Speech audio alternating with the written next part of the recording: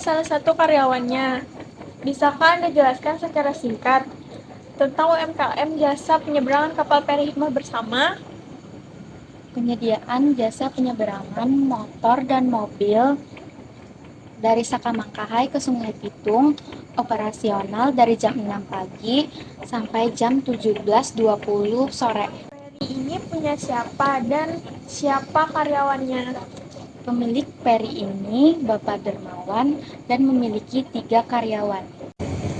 Bagaimana proses penerimaan konsumen dimulai dari mereka datang hingga mendapatkan tiket? Konsumen menuju ke pos tiket, lalu penjaga pos memberikan karcis kepada konsumen dan konsumen memberikan uang kepada penjaga pos, lalu konsumen menuju ke kapal feri. Bagaimana sistem penjualan tiket dikelola? Apakah ada pencatatan manual? Apa menggunakan sistem komputer? Kami masih menggunakan sistem pencatatan secara manual. Apakah Anda memberikan tanda bukti pembayaran? Jika ya, apa bentuknya? Dalam bentuk karcis. Bagaimana pencatatan transaksi penjualan dilakukan setiap harinya? Kami masih menggunakan pencatatan secara manual. Apa saja kendala yang sering dihadapi dalam proses keberangkatan kapal? Mesin kapal rusak. Bagaimana solusi yang biasanya dilakukan untuk mengatasi kendala tersebut? Konsumen dipindahkan ke kapal feri yang lain.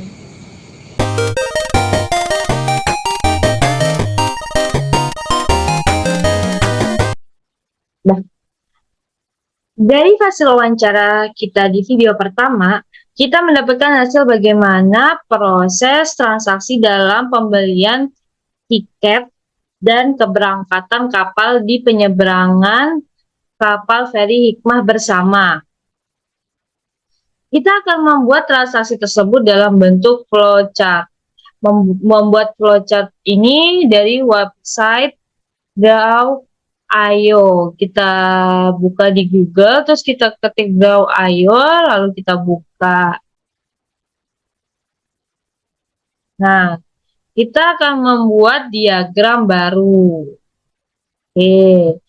Terus kita scroll ke bawah, terus kita cari yang namanya cross functional flowchart. Kita tulis buat, klik buat, jawab iya nih.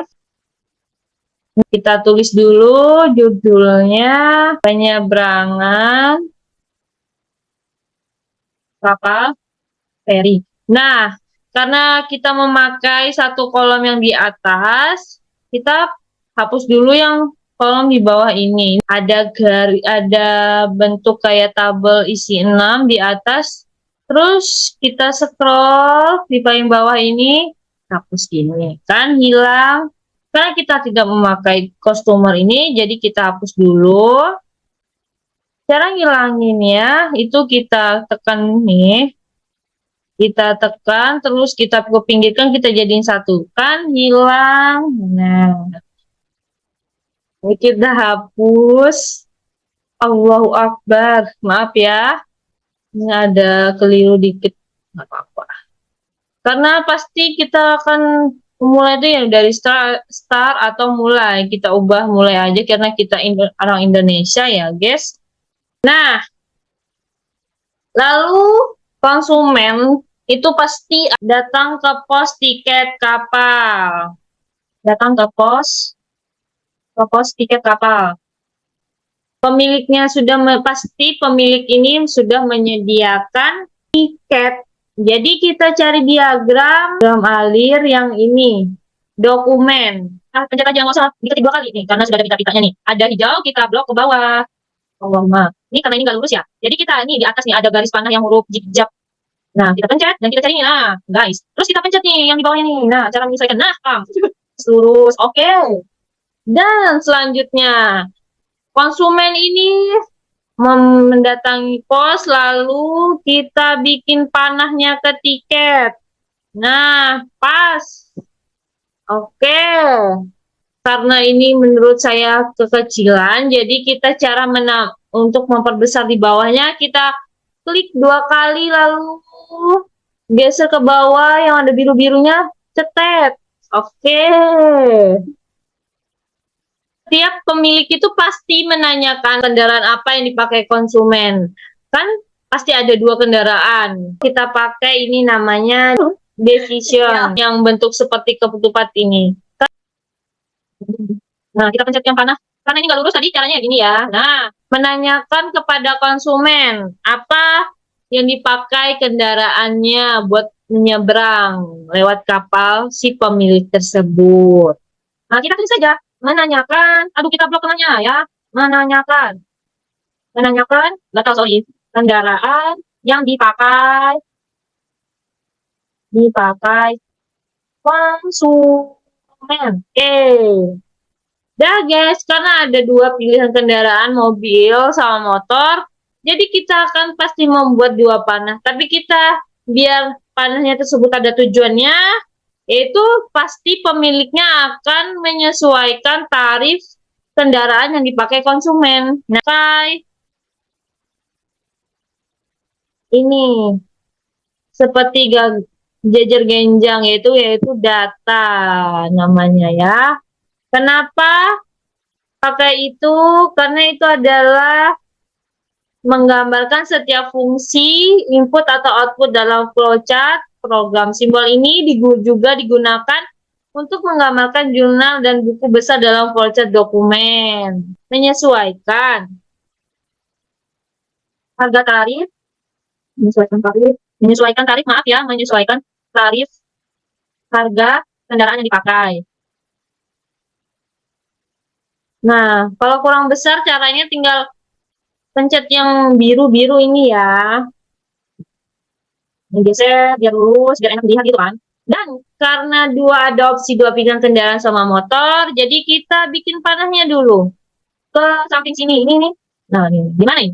Nah, ini ada hijau-hijau, ada biru-birunya nih. Kita pencet aja, tekan set. Nah, kita pencet 2 lagi yang ada biru-biru bulat nih, kita set. Set. Nah, jadi kan. Dan selanjutnya kita bikin lagi nih caranya. Nah, ada hijau, tarik ke bawah dikit. Nah, menurut saya sesuaikan yang besar. Nah, pas banget ini ya. Kita ketik nih yang biru nih 2 kali ya. Nah, terus ada bacaan teks. Kita ketik aja motor. Sama sebelahnya juga it's mobil. Nah, selanjutnya akan dilanjutkan oleh rekan kelompok saya. Terima kasih. Setelah pemilik menyesuaikan trip kendaraan yang dipakai konsumen, selanjutnya konsumen melakukan pembayaran. Di sini kita menggunakan bentuk trapesium terbalik. Karena pembayaran masih manual, belum bisa menggunakan pembayaran online.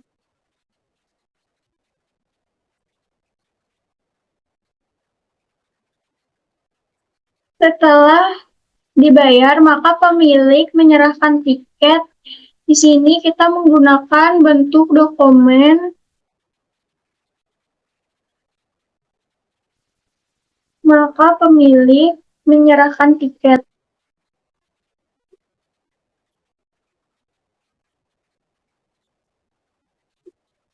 Setelah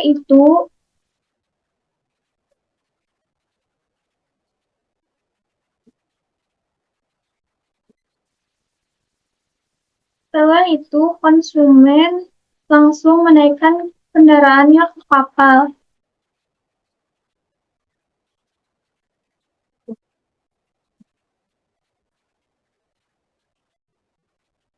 Jika kuota kapal belum penuh, maka kapal akan menunggu sampai kuota penuh.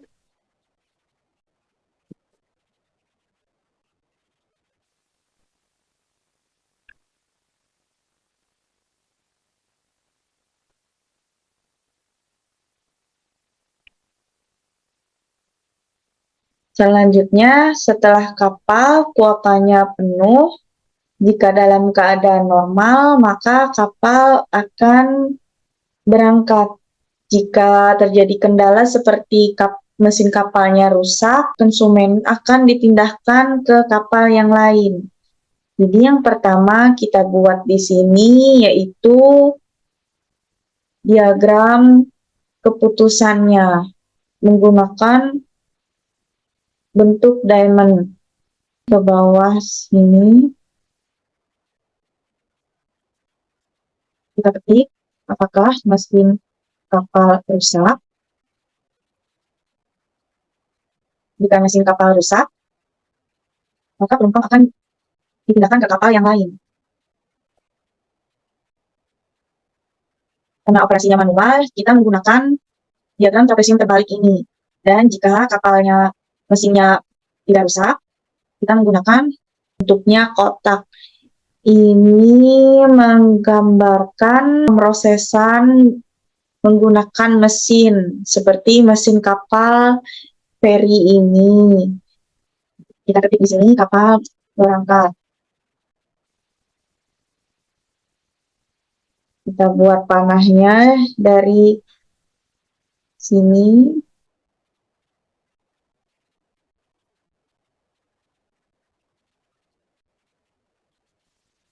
Ini untuk arah panah jika mesin kapal tidak rusak. Sini tidak, di sini. Jika penumpang sudah dipindahkan ke kapal lain, kapal akan langsung berangkat. Jadi kita tambahkan panahnya ke arah kapal berangkat ini. Diagram flowchart ini selesai. Jadi tombol selesainya saya taruh di yang pemilik, di tabel pemiliknya. Kita buat arah panahnya ke sini. Selesai sudah tutorial cara membuat flowchart dari transaksi dari pembelian tiket sampai keberangkatan kapal di penyeberangan kapal feri Hikmah bersama. Jika menyimpan diagramnya, kita menuju ke menu berkas yang ada di samping kiri. Kita klik simpan. Klik lagi berkas yang ada di samping kiri tadi. Kita cari menu yang tulisannya ekspor sebagai. Terdapat banyak pilihan format dari flowchart ini. Di sini saya akan menyimpannya dalam bentuk PDF. Kita klik yang PDF, klik yang daftar transparan. Kita pilih ekspor. Di sini kita ubah namanya.